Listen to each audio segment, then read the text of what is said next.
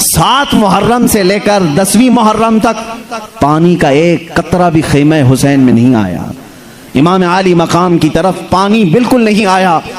10वीं मुहर्रम आई, प्यास कैसी होगी? आज रोज़ा थे, पता चला होगा। जो लोग रोज़ा रखे होंगे या रमज़ान में रहते हैं उन्हें मालूम है, हम सहरी में खाते भी हैं, पीते भी हैं, फिर भी शाम के वक्त हलक सूखने लग जाता है। हलक में ऐसा लगता है कि कांटे चुभ रहे हैं। वो अहले बैत का घराना जो मुसलसल 3 दिन से प्यास बर्दाश्त कर रहा है, उनके हलक में कितनी सख्तियां आ चुकी होंगी, उनका कैसा ये इम्तिहान था। इसीलिए कहा गया है, सर कटाना घर लुटाना कोई इनसे सीख जाए, जाने आलम हो फिदा ए खानदान अहले बैत। अहले बैत का खानदान यही, इन्हीं से कोई सीख सकता है कि फिदाई किसे कहते हैं, जानिसारी किसे कहते हैं। अजीज़ान गिरामी, 10वीं मुहर्रम आ चुकी है। 10वीं मुहर्रम को सबसे पहले इमाम हुसैन यजीदियों को बुलाते हैं और एक खुतबा देते हैं। वो आखिरी खुतबा था इमाम हुसैन का। आपने अल्लाह की हम्द बयान की, रसूल करीम सल्लल्लाहु अलैहि वसल्लम की तारीफ। उसके बाद कहा, ऐ आने वालों, तुम सब कलमा तैयबा पढ़ते हो, रसूल करीम सल्लल्लाहु अलैहि वसल्लम की रिसालत का इकरार करते हो, और तुम सबको ये मालूम है मैं उसी रसूल की बेटी का बेटा हूँ, मैं सहाबी रसूल हैदर कर्रार का बेटा हूँ। तुम सबको मालूम है जाफर तैयार मेरे चचा हैं, अमीर हमजा मेरे बाप के चचा हैं। तुम सब मेरी निस्बतों को जानते हो, तुम मेरे खून के प्यासे क्यों हो? अभी अगर तुम चाहो तो अपना रास्ता तब्दील कर लो, क़यामत के दिन मैं अपने नाना की बारगाह में तुम्हारी सिफारिश जरूर करूंगा। इस तकरीर का उन पर कुछ भी असर नहीं हुआ, कुछ भी असर नहीं हुआ। हुर बिन यजीद 1000 का लश्कर लेकर पहले से आया हुआ है। उसके बाद अम्र बिन साद 4000 का लश्कर लेकर आया, फिर शिम्र ने 10,000 का लश्कर उसमें मिलाया, और मजीद लश्कर होते हुए 22,000 का लश्कर हुआ। इस खुतबे को सुनी अनसुनी कर दिया गया। इमाम हुसैन रज़ियल्लाहु ताला अन्हु की तरफ सबसे पहले अम्र बिन साद ने तीर चलाया। कहा जंग का बिगल बज गया। तो सबसे पहले हुर बिन यजीद सुबह के वक्त अम्र बिन साद के पास आया और कहा, अरे कमबख्त, क्या तू जंग करना चाहता है? नवासा रसूल है वो फातिमा जहरा का बेटा है। अम्र बिन साद से कहा, क्या हकीकत में तू जंग करना चाहता है? अम्र बिन साद ने कहा, क्या करूं, ये मेरी मजबूरी, अगर ना मैं करूं तो मेरे हाथ से ईरान की हुकूमत चली जाएगी, मेरे हाथ से ईरान की हुकूमत चली जाएगी। हुर बिन यजीद सबको समझाने लगा, कूफियों को, तुम सबको मालूम है हुसैन ने जो खुतबा दिया यह हमारा इस्लामी खुतबा है। हम कैसे भला एक मुसलमान को कत्ल करना हमारे यहाँ जायज नहीं, नवासे रसूल को कैसे कत्ल करें? हुर बिन यजीद की ये बातें सुन करके कूफियों ने कहा, क्या है हुर, तो यजीद की तरफ से आया है, उबैदुल्लाह बिन जियाद की तरफ से आया है, ये कैसी बातें कर रहा है? हुर बिन यजीद ने कहा, अगर तुम हकीकत में जंग ही करना चाहते हो, तुम्हारी नसीब में, अगर तुम्हारे हिर्स में ईरान की हुकूमत ही है, तो तुम्हें मुबारक हो ये जंग, तुम्हें मुबारक हो ईरान की हुकूमत। मैं जाता हूँ नवासे रसूल के पास। हुर बिन यजीद अपने घोड़े को वहां से पलटा दिया और सीधे खीमे हुसैन में आया, घोड़े पर ही बैठा है और वहीं से कहता है, मौला हुसैन मुझे माफ कर दें, मैंने ही सबसे पहले आपका रास्ता रोका, लेकिन दिल में मेरे कभी ये ख्याल भी नहीं था कि मैं आपके साथ कत्ल और किताल का मामला करूंगा, आपके खून से अपने हाथों को रंगूंगा, कभी मैंने सोचा भी नहीं। ए हुसैन आजम, आपकी कदर और मंजिलत का मैं एतराफ करता हूँ, मुझे माफ करें। इमाम हुसैन ने कहा, घोड़े से तो नीचे उतर आ जा, आ तो जा। देखें अल्लाह कब किसका दिल बदलता है, कब किसे हिदायत नसीब होती है। उस हुर बिन यजीद तमीमी ने कहा, मौला हुसैन आप घोड़े से मेरे उतरने का वक्त नहीं, सबसे पहले आपके खीमे की तरफ से मुकाबले के लिए अगर कोई जाएगा तो वो मैं पहला जाऊंगा। दुश्मन के खीमे से सिपाही कैसे पैदा होता है, ये इस्लाम तुम्हें बताएगा करबला के मैदान से। आज मेरा यकीन है पूरे लोग आ जाएं मुकाबले के लिए, देखना मेरा मौला कब किसका दिल बदलता है और उसकी बर्छी सबसे पहले तुम्हारी तरफ निकलेगी। इसीलिए इकबाल ने कहा था, हरम को मिल गए पासबां सनम खाने से, हरम को मिल गए पासबां सनम खाने से। बुतों की जो पूजा करते थे बाद में देखा गया है कि वो खाने काबा के मुहाफिज भी बन गए हैं। जो लोग रसूल करीम सल्लल्लाहु अलैहि वसल्लम की किरदार कुशी करते थे वही दीन मतीन की हिफाजत करने वाले भी बन गए हैं। इराक में ऐसा हुआ था, इमाम इब्ने हजर अस्कलानी ने वाकया लिखा है, तातारियों के ज़माने में मुसलमानों का कत्ले आम हो गया था। देखें अल्लाह कब किसका दिल बदलता है। मैं तो दुआ करता हूँ अल्लाह सबको हिदायत अता फरमा दे, जो इस्लाम की दुश्मनी में पल रहे हैं मौला उनके दिलों को बदल दे। उनके दिलों को बदल दे। रब्बे जुल जलाल बदल चाहे तो उसके लिए कोई बईद बात नहीं है। इराक में, बगदाद में जब सारे मुसलमानों को कत्ल किया जा रहा था, मुसलमानों की खोपड़ियों से मीनार तामीर किए जा रहे थे। उस वक्त जो बादशाह था, चंद उलमा को कैद करके पीछे हाथ बांध करके महल में लाया और एक ईसाई बादशाह को लेकर आया। कहा, इनके नबी की शान में तो बुरे बुरे जो बातें हो सकती हैं सब कहें, इनको बता, ये बहुत मोहब्बत रसूल, बहुत मोहब्बत रसूल करते हैं। इनको सुना इनका नबी क्या था। मुअज़्ज़ल्लाह एक ईसाई पादरी को लाया गया, जर खरीद था, पैसे दे करके लाया गया। उलमा के हाथ बांधे गए हैं, महल में लिटाए गए हैं, बादशाह कुर्सी पर है। लेकिन इत्तेफाक ऐसे कि वो बादशाह कुत्ता पालने का शौकीन था। उसका कुत्ता भी बड़ा पालतू था, फालतू नहीं था, पाला हुआ, और उसके गले में सोने की जंजीर बंधी रहती थी। बादशाह का है सोने की जंजीर। आज भी मर्सिडीज में बैठते हैं कुत्ते हैं, कुछ हैं तो जिसका जैसा कुत्ता है वो बादशाह का कुत्ता सोने की जंजीर में बंधा रहता था। ईसाई पादरी पूरे मजमे में खड़े होकर के बयान करना शुरू किया, मोहम्मद ऐसे थे वैसे थे, मुअज़्ज़ल्लाह रब्बिल आलमीन। कुत्ता वहां से भौंकना शुरू कर दी, कुत्ता भौंकना शुरू कर दिया मजमे में, पूरी खलबली मच गई। ईसाई बात बंद कर दिया। फिर थोड़ी देर के बाद कुत्ता खामोश हुआ, उसने दोबारा शुरू किया, कुत्ता फिर भौंकने लगा। ईसाई बादशाह से लोगों, वो ईसाई पादरी से लोगों ने कहा कि देखो तेरी शायद आवाज उसे अच्छी नहीं लग रही है या बातें, इसलिए ये भौंक रहा है। ईसाई ने कहा, अरे वो कुत्ता है, मेरी बात क्या समझेगा, कुत्ता है। इसीलिए कुत्ते को भी हम गुस्ताखे रसूल नहीं कहते, जानवरों को भी हम गुस्ताखे रसूल नहीं कहते। और किसी गुस्ताखे रसूल को कुत्ता भी मत कहना, ये कुत्ते की शान के खिलाफ है, कुत्ते की शान के खिलाफ। हाँ, गिरगिट कह सकते हैं, गिरगिट गुस्ताखे रसूल है। फरमाएगा गिरगिट को जहां देखो एक ही मार में मारो, सवाब है, सवाब है, एक ही मार में मारो, सवाब है। गुस्ताखे रसूल को एक ही मार में मारो, गिरगिट को, गिरगिट को। कुत्ता भौंकने लगा दूसरी बार, फिर उसने तीसरी बार फिर गुस्ताखी शुरू की। मजमा वाह कर रहा होगा हुजूर की शान के खिलाफ, लेकिन वो उलमाए रब्बानीन हाथों में बंधे हुए हैं, जंजीरों से बंधे हुए हैं। अचानक कुत्ता जंजीर तोड़ करके बाहर आया, सोने की जंजीर तोड़ करके उछला, सीधे जा करके उस ईसाई पादरी के सीने पर दबोच लिया और ऐसे उसके ऊपर हमला किया कि पल भर में उसके पेट को चाक कर दिया, उसके जबड़ों को फाड़ दिया। इस कुत्ते का यह हाल देख करके सब पर हैबत तारी हो गई, सब पर हैबत तारी हो गई। कुत्ता किसी के संभाले से संभलता नहीं था। इमाम इब्न हजर अस्कलानी रहमतुल्लाह अलैह ने ये लिखा है, कुत्ता पागल नहीं था, होश वाला कुत्ता। पागल कुत्ता काटे तो समझ में आए, होश वाला कुत्ता, बादशाह का पाला हुआ कुत्ता, फाड़ कर खत्म कर दिया। मजमे में सन्नाटा तारी हो गया, बादशाह भी चुप, वजीर भी चुप, कोई कुछ नहीं किया। कुत्ता सीधा जाकर वहीं खड़ा हुआ। लेकिन इसका असर क्या हुआ जानते हैं? मजमे में मौजूद 1000 से ज्यादा लोगों ने कलमा तैयबा पढ़ना शुरू किया। हाँ, मोहम्मद अल्लाह के सच्चे रसूल हैं, जिनकी रिसालत का इकरार जानवर भी करते हैं। उनकी शान के खिलाफ जानवर सुनना पसंद नहीं करता। अजीजा ने गिरामी वखार, मैं कहता हूँ काश उस कुत्ते जैसी भी हरकत हमारे अंदर होती तो आज कोई मेरे आका की शान में उंगली नहीं उठा सकता था, जुबान नहीं खोल सकता था। बहरहाल मेरी बात यहाँ इसलिए आई कि उसी मजमे में जिन्होंने मुसलमानों का कत्ल किया, खोपड़ियों से तामीर किया, लेकिन अल्लाह ने उनके दिल बदला और वही तातारियों को खत्म करके इस्लामी हुकूमत को कायम करने वाले बने। मुझे उम्मीद है कि जो आज इस्लाम दुश्मनी में रट लगाए हुए हैं और अपनी जुबानों से बक बक बक बक सुबह शाम करते हैं, एक दिन आएगा मौला तुम्हारी नस्ल में से ही मुहाफिज़े इस्लाम भी पैदा करेगा, इस्लाम की हिफाजत करने वाला पैदा करेगा। करबला के मैदान में ये हमने रियल देखा है। हुर बिन यजीद लड़ने के लिए आया था इमाम हुसैन से, जंग का दिन शुरू हो रहा है 10वीं, लेकिन कूफियों को ठोकर मारा, हुसैन आजम के खीमे में आकर पनाह ले ली।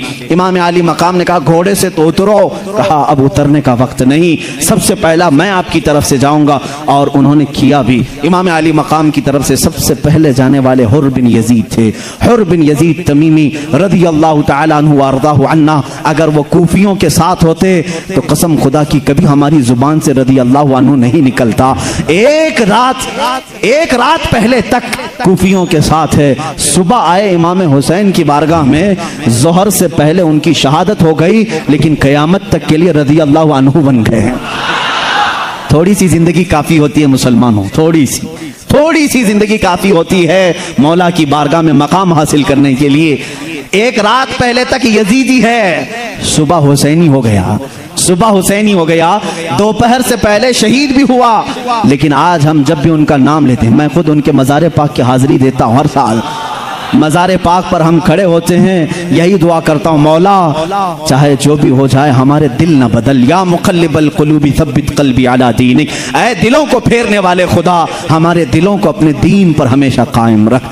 ऐ मेरे अजीज साथियों, नौजवानों, हुर बिन यजीद की उस जज्बे जिहाद पर लाखों सलाम, उनकी जवां मर्दी पर लाखों सलाम। सबसे पहले कूफियों को ललकारते हुए आते हैं मैदान मुबारज़त में। इस मैदान जंग में कूफियों में से कुछ लोग आए मुकाबले के लिए, लेकिन वो सिपह सालार थे। सिपह सालार ने कईयों को मौत के घाट उतारा। कूफियों ने एक साथ तीरों की बौछार की। हुर बिन यजीद सबसे पहले शहीद होने वाले हैं। करबला के मैदान में शुरुआत इनसे हुई। इमाम अली मकाम के जो जानिसार साथी थे, उनका हाल में अगर आपको बताऊं, उन लोगों ने ऐसी जानिसारी पेश की, जब तक इमाम हुसैन के दोस्त और अहबाब थे, उनमें से किसी एक ने भी मौला हुसैन के किसी बच्चे को या भाई को जंग के मैदान में आने नहीं दिया। जब तक दोस्त और अहबाब थे, सबों ने कहा था कि हुसैन आजम के घर का कोई बच्चा पहले नहीं आएगा जब तक हम जिंदा हैं। उसमें हजरत ज़ुहैर बिन क़य्यिन हैं, हजरत कैस हैं, हजरत अब्दुल्ला बिन वहब हैं, हजरत हबीब इब्न मुज़ाहिर हैं, हजरत मुस्लिम बिन औसजा असदी हैं। ये सब वो साथी हैं मेरे आका हुसैन आजम के, जो सबसे पहले खुद अपनी जान का तोहफा लेकर के आए। हर कोई आता था। एक है अब्दुल्ला बिन वहब। अब्दुल्ला बिन वहब, ये भी देखें दिल कैसे बदलते हैं। मौला हुसैन का काफिला जब कूफा की तरफ जा रहा था, वो हज करके जा रहे थे। अब्दुल्ला बिन वहब, शुरू में उनके पास कोई ऐसी ज्यादा जज्बाती बातें नहीं थी अहले बैत को लेकर के। वो हज करके वापस जा रहे थे उनकी बीवी के साथ। शाम का वक्त था। इमाम हुसैन ने देखा एक खीमा है, कोई मुसाफिर जा रहे हैं। उस खीमे के पास खड़े होकर के मौला हुसैन ने कहा, रोशनी है, कुछ उजाला है तो हमें भी दे दो, चिराग के लिए रोशनी। उन्होंने दिया और इमाम हुसैन से पूछा कि कहाँ जा रहे हैं आप? कहा मैं कूफा की तरफ निकला था, मगर लोगों ने मुझे रोक लिया और मेरे साथ बुरा मामला कर रहे हैं। जबकि हुर बिन यजीद भी आया था। अब्दुल्ला बिन वहब से कहा, अगर तुम मेरे साथ आना चाहते हो तो आओ। अब्दुल्ला बिन वहब ने कहा, अरे नहीं, मैं कहाँ तुम्हारे साथ आऊँ, इस लफड़े में मैं नहीं पढ़ूंगा। अंदर आए, घर में उनकी औरत थी खीमे में। अल्लाह औरतें दे तो ऐसी औरतें थी। अब्दुल्ला बिन वहब की औरत ने पूछा, कौन आए? कहा हुसैन फातिमा बिनते मोहम्मद सल्लल्लाहु अलैहि वसल्लम के साहबजाद। कहा वो आए? क्या कहा उन्होंने? कहा वो कूफा जा रहे थे, लोगों ने उनका रास्ता रोक लिया है, उनके साथ जंग करना चाहते हैं। आपसे क्या कहा? कहा वो मुझे बुला रहे थे। आपने क्या कहा? मैंने कहा इस सारे लफड़े में मैं कहाँ जाऊंगा, इस चक्कर में मैं कहाँ पड़ूंगा। उनकी बीवी ने कहा अब्दुल्ला बिन वहब से, ए अब्दुल्ला, आज चाहे तो तू जन्नत खरीद सकता था, कितना बुरा सौदा करके आ रहा है।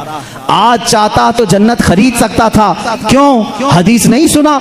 अल हसन वल हुसैन सय्यदा शबाबी अहलिल जन्नह। अल्लाह के नबी सल्लल्लाहु अलैहि वसल्लम ने फरमाया, हसन और हुसैन जन्नती जवानों के सरदार हैं। जन्नत का सरदार तुझे बुला रहा है और तू जहन्नम की तरफ जाने की बात कर रहा है।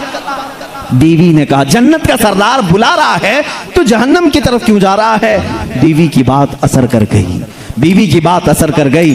कहा तेरा शुक्र है तू सही वक्त पर मुझे मशवरा देती है।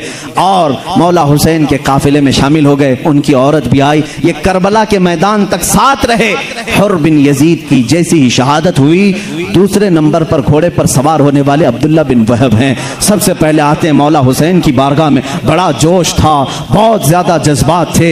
इमाम हुसैन ने कहा, पहले तो तुम आना नहीं चाहते थे और आज सबसे पहले मेरे लिए लड़ना चाहते हो। अब्दुल्ला बिन वहब ने कहा, मौला हुसैन, किस्मत जाग गई, मेरी बीवी ने नेक मशवरा दिया। जिस रात से मैं आपके काफिले में शरीक हुआ हूँ, पता नहीं जिंदगी में कभी मैंने रात में ऐसे ख्वाब नहीं देखे थे जो हर रात में देखता हूँ। क्या देखता है? कहते हैं अब्दुल्ला बिन वहब, रोज आंख लगती है, फजर होने तक मैं जन्नत के बागीचों में भी टहल रहा होता हूँ।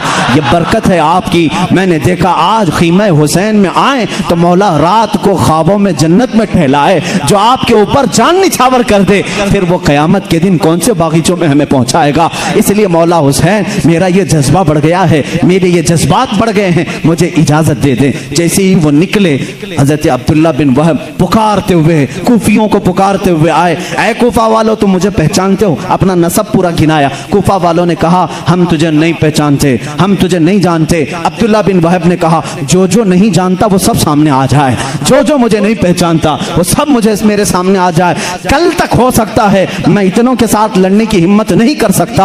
आज मेरी निस्बत फातिमा के लाल से हो चुकी है, तुम्हारे से बड़ा लश्कर भी आए तो मैं उसे दावत मुबारज़त दे सकता हूँ। ऐ गयूर नौजवानों, हमेशा ये हुसैनी किरदार है, क्वांटिटी को से देख करके कभी खौफ नहीं खाना, डरना नहीं। अब्दुल्ला बिन वहब घिर गए उनके मजमे में। और देखो तो सही, कूफी जब हमला आवर होते थे तो टिड्डी दिल, एक के बाद दूसरा, दूसरे के बाद तीसरा। जंग का उसूल ये होता था, एक पहलवान आए तो इधर से भी एक पहलवान आए, उधर दो आए तो इधर से भी दो आए। लेकिन बाद में ये उसूल तोड़ देते थे ये बुज़दिल्लो, जब एक से इनका काम नहीं चलता तो 10, 20, 30, 40 भेज देते थे। हजरत अब्दुल्ला बिन वहब के ऊपर इसी तरह 40 से ज्यादा लोग हमला आवर हुए, लेकिन मजाल है उनको कोई हिला सके। क्या हुआ जानते हैं? जो खीमे लगे होते थे लकड़ियों से, खीमे लगे होते थे, अब्दुल्ला बिन वहब देख रहे हैं उनकी बीवी खीमे की लकड़ियां उठा करके मैदान में आ चुकी हैं, खीमे के चौब लेकर के आई हैं। अब्दुल्ला बिन वहब घोड़े पर हैं, वो सिर्फ खीमे की लकड़ियां अपने हाथ में लेकर कूफियों के पेट में मारती जा रही हैं। लोगों ने कभी किसी औरत को जिहाद करते नहीं देखा था, मगर खीमे हुसैन की तरफ से आई थी। अब्दुल्ला बिन वहब ने घोड़े पर बैठ करके कहा, खातून तुझ पर जिहाद नहीं, तुझ पर जंग नहीं, जा तू अपने खीमे में। उसने कहा, अच्छा मशवरा मैंने दिया था, मशवरा मैंने दिया था, शहादत तुम पाओ और मुझे महरूम करो। अगर तुम शहादत का मर्तबा पाते हो, साथ में मैं भी उसी मर्तबे तक पहुंचना चाहूंगी। वो खातून टस से मस नहीं होती। अल्लाह हमारे जवानों को ऐसी बीवियां अता करे जो हुसैन आजम की रसूल करीम सल्लल्लाहु अलैहि वसल्लम की शरीयत ताहिरा के लिए तकवीयत पहुंचाएं। वो खवातीन नहीं जो बच्चों के लिए हथकड़ियां बन जाएं। अरे बेटा कहाँ जा रहा है, माहौल बड़ा खराब है, अरे लाल यहाँ बैठ, मस्जिद में मत जा, मौलवियों के सहबत में संग में मत जा, बिगड़ जाएगा, फला हो जाएगा। ये वो औरतें हैं जो जहन्नम में ले जाने का सामान करती हैं। मैं दुआ करता हूँ हमारे घरों में मौला वो खवातीन अता करे जो अब्दुल्ला बिन वहब की ज़ौजा ने किया था, अस्मा बिनते सिद्दीक ने किया था, सफिया बिनते अब्दुल मुत्तलिब ने किया था, फातिमा बिनते मोहम्मद सल्लल्लाहु अलैहि वसल्लम ने किया था। अजीज़ा ने गिरामी, यहाँ औरतों का भी बड़ा किरदार होता है। अब्दुल्ला बिन वहब की बीवी हटने को तैयार नहीं थी। अब्दुल्ला बिन वहब घोड़ा वापस घुमा करके मौला हुसैन के खीमे में आते हैं शिकायत लेकर के, ये औरत जाती है और मेरी बात सुनती नहीं है, ये खीमे के चोब लेकर के आ गई है। इमाम हुसैन रज़ी अल्लाह तआला अन्हु के खुशी से आंसू निकल गए। ऐ मेरे अजीजों, मौला ताला जब तुम्हारी मदद करता है तो कमजोर मखलूक से भी मदद करता है। जिसको हम सिनफे नाजुक कहते हैं उनके दिलों में भी मौला हिमायत दीन अता करता है। बाज वो लोग हैं जो बड़ी ताकत रख करके भी घर में चूड़ियां पहन के बैठते हैं, लेकिन मौला कभी औरतों को भी जवां मर्दियां अता करता है, बहादुरी अता करता है। अजीजा ने गिरामी, अब्दुल्ला बिन वहब इसी असना में कूफियों के दरमियान घिर गए। कूफियों ने उनके सर पर नेज़े मारे, उनकी आंखों में मारे, उनके सीने में मारे, जिसकी वजह से वो ज़ेरे जमीन आ गए। ये दूसरी शहादत थी करबला के मैदान में। सुबह से ये शहादतों का सिलसिला शुरू हो चुका था। उसके बाद हबीब इब्ने मुज़ाहिर आए, मुस्लिम बिन औसजा असदी आए, ये हज़रत कैस आए। ये सब वो लोग हैं जो मौला हुसैन के ऊपर अपनी जान लुटाने वाले थे, अपनी जान फिदा करने वाले लोगों में से थे। यहाँ तक कि दोपहर का वक्त करीब आया, दोपहर का वक्त करीब आया, सारे जानिसार साथियों ने अपनी जानें कुर्बान की। तकरीबन 50 के करीब लोग शहीद हो चुके थे। ये इतने असना में जाते थे, शहीद होते रहे। मौला हुसैन सबके मनाजिर को देखते रहे। इसी असना में सबसे पहले ख़ानदान में से जो आते हैं वह इमाम कासिम बिन हसन हैं, जिनकी उम्र 21 साल की थी। उनकी मंगनी हुई थी इमाम हुसैन की बेटी हज़रत सकीना से, उनकी मंगनी हो चुकी थी। इमाम हुसैन की बारगाह में आते हैं, वो इमाम हुसैन के सगे भतीजे, इमाम हसन के बेटे, बड़े बेटे, इमाम हसन के बेटे हैं। आते हैं, कहते हैं चचा जान मुझे इजाजत है, आपके जानिसार साथियों ने अपनी जान फिदा कर दी, अब घर वालों की बारी है। इमाम हुसैन उनको देख करके अश्कबार हो गए। कहा, बेटा कासिम, मेरे मरहूम भाई की तुम आखिरी निशानी हो। मैं तुम्हारे चेहरे में मेरे भाई को देखा करता था, मैं तुम्हारे चेहरे के अंदर अपने हसन मुज्तबा को तलाश करता था। आज अगर तुम भी चले जाओगे तो तुम्हारे साथ हसन की यादें भी चली जाएंगी। इमाम कासिम ने हाथों का बोसा लिया, कहा, इमाम आली मकाम, ये जंग का मैदान है, बस आप मुझे सब्र की तलकीन करें, बस मुझे सब्र की तलकीन करें। इमाम आली मकाम ने उन्हें वसीयतें की, नसीहतें की, घोड़े पर सवार करके भेजा। ये कासमी, ये हाशमी जवान फातिमा जहरा का पोता सबसे पहले मैदान करबला में उतरा है। जैसे ही ये सामने आए, इन्होंने कूफियों से पुकारा, मेरे मुकाबिल में किसको भेजते हो? उस वक्त एक अजरक नाम का पहलवान था, कूफा का बड़ा पहलवान। उसके 4 बेटे बड़े मस्तंडे थे, हाथी की तरह। उसने कहा, मेरे 4 बेटों में से किसी एक के साथ तो मुकाबला कर ले, बाकी फिर देखा जाएगा। अजरक नाम के इस बहादुर नामी पहलवान के बेटे एक आया इमाम कासिम के सामने, लेकिन यह हाशमी जवान है, हाशमी जवान है। यहाँ तलवार चलाना और तीर चलाना सिखाया नहीं गया है, बल्कि ये मुस्तफ़ा करीम सल्लल्लाहु अलैहि वसल्लम का घराना है, जहाँ जिब्राइल अमीन उन्हें सिखा चुके हैं। मैंने कल नहीं बताया, हसन और हुसैन कुश्ती भी लड़ रहे हो तो एक तरफ सैयदुल मलाइका है, दूसरी तरफ सैयदुल अंबिया। जिन घरों में कुश्ती के उस्ताद सैयदुल अंबिया हों और सैयदुल मलाइका हों, भला उनको मुबारजत और जंग की तालीम कोई दूसरा दे सकता है? इमाम कासिम के सामने आया, एक हाथी का सूंड गिर गया। अजरक का बेटा पहला ही फना फिन्नार हुआ। दूसरा आया, थोड़ी देर टिक नहीं पाया, कत्ल हो गया। तीसरा आया, चौथा आया, चारों छाने चित कर दिया। अजरक को बड़ा गुस्सा आया, इन बेटों को पता नहीं कितने दिनों से घी पिलाया होगा, क्या क्या खिलाया होगा, और भेजा भी तो फातिमा के लाडले के पास भेजा, और इसने चंद मिनटों में सबका सफाया कर दिया। वो गुर्राता हुआ आया, काहे कुफियो, अब मेरे ऊपर बदला लेना वाजिब हो गया है, इंतकाम लेना वाजिब हो गया है, मैं जाता हूँ। वो आया खुद, उसके बारे में मशहूर था कि वो 100 लोगों से भी लड़ सकता था, लेकिन यहाँ इमाम कासिम के साथ आया है। इमाम कासिम जंग के बड़े माहिर थे, 21 साल की उम्र थी, महारत बहुत थी, पलट पलट करके हमला करना जो हैदर कर्रार की सिफत उनके अंदर थी। क्यों ना होती, वो उनका खून था, उनके पोते थे हैदर कर्रार के। इमाम कासिम आते साथ देखा कि ये बहुत मस्त पील है, हाथी है, गुर्राता हुआ आ रहा है, और इसके साथ मुकाबला करने वाले डरते थे, मगर इमाम कासिम की पेशानी पर जरा बराबर भी खौफ नहीं। सामने आते ही रजजिया अशार पढ़े जाते थे जंग में, वो अपने मकाम बताता था, इधर वाला अपने मकाम बताता था। होते थे जंग के दौरान अशार पढ़े जाते थे जो सामने वाले को गुस्सा भी दिलाते थे। इमाम हुसैन के ये शहजाद, इमाम हसन के शहजादे इमाम कासिम उसे पुकारने लगे, कहा, मैं फातिमा बिन्ते मोहम्मद का शहजादा हूँ, हैदर कर्रार के घर का नूरे नजर हूँ, तेरी निस्बत भी तो जरा बता, तुझे किस माने जना है, भला तेरा भी नसब सलामत है या नहीं? उसे बड़ा गुस्सा आया, तिलमिलाया, मेरे नसब पर इसने बात की, अरब के लिए बहुत बड़ी गाली थी।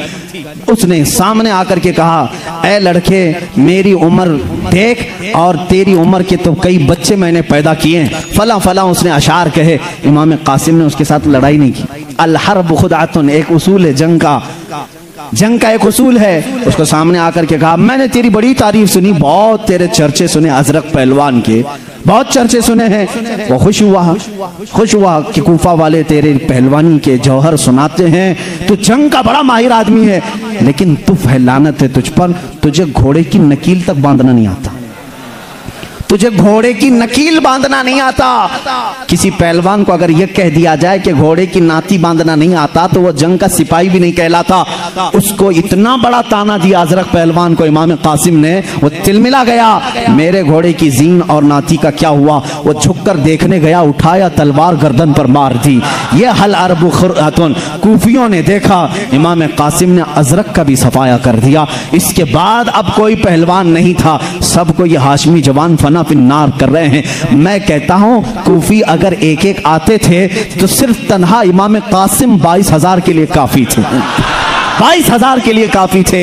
लेकिन वो टिड्डी दिल मॉब लिंचिंग करने वालों के बाप दादा थे, जो आज करते हैं वही किया उन्होंने। 100-200 लोगों का एक झुंड भेजा और तीरों से, नेज़ों से हमला करना शुरू किया। इमाम कासिम पर चारों तरफ से उन्होंने घेर लिया, नेज़े मारे, तलवारें चलाई, हर जगह हवा में तलवारों के चमकने की और लहराने की आवाजें आ रही थी। सारे लोगों ने इमाम कासिम को इतना